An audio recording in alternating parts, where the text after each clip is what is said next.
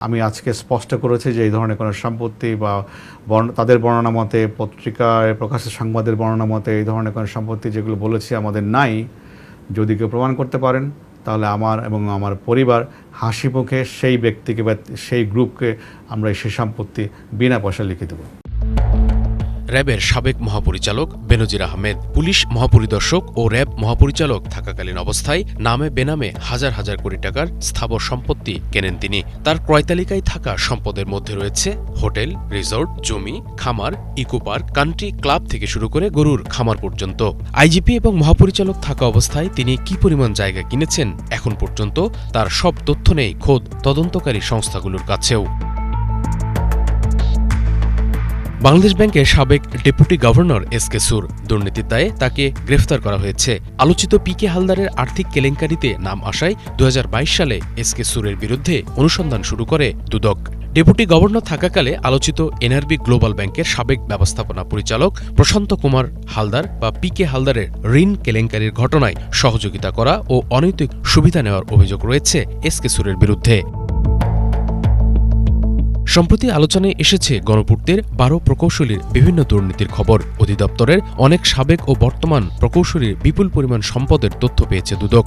এসব প্রকৌশলী ফ্যাসিস্ট সরকারের টেন্ডার মাফিয়া চক্রের মাধ্যমে অনিয়ম ও দুর্নীতিতে লিপ্ত হয়ে হাজার হাজার কোটি টাকা উপার্জন করেছেন এবং সেই অর্থ দিয়ে দেশে বিদেশে গড়ে তুলেছেন বিপুল সম্পদ। ইতিমধ্যে গণপূর্তের মাফিয়া চক্রের ওই ১২ প্রভাবশালীর নামও প্রকাশ করেছে দুদক।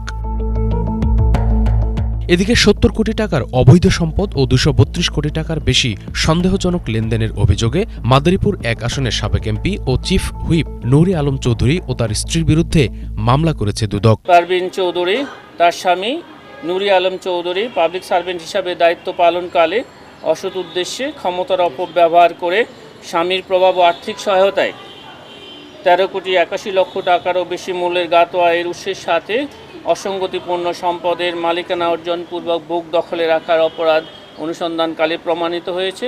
এই কারণে তাদের দুজনের বিরুদ্ধে দুর্নীতি দমন কমিশন আইন ২০০৪, দুর্নীতি প্রতিরোধ আইন ১৯৪৭ এবং দণ্ডবিধির সংশ্লিষ্ট ধারায় আরও একটি মামলা রুজুর সিদ্ধান্ত গৃহীত হয়েছে। সম্প্রতি দুর্নীতির সাথে সম্পৃক্ত সরকারি কর্মকর্তা কর্মচারীদের বিরুদ্ধে বিভাগীয় ব্যবস্থা নেওয়ার নির্দেশ দিয়েছে সরকার। গোয়েন্দা প্রতিবেদনের ভিত্তিতে জনপ্রশাসন বিষয়ক কমিটির সিদ্ধান্তে ২০ মার্চ এক চিঠিতে জনপ্রশাসন মন্ত্রণালয়, সিনিয়র সচিব, সচিব, সরকারি দপ্তরের মহাপরিচালক, নির্বাহী পরিচালক, ব্যবস্থাপনা পরিচালক, চেয়ারম্যান, বিভাগীয় কমিশনার, জেলা প্রশাসক ও জেলা ম্যাজিস্ট্রেটদের এ বিষয়ক নির্দেশনা দেয়।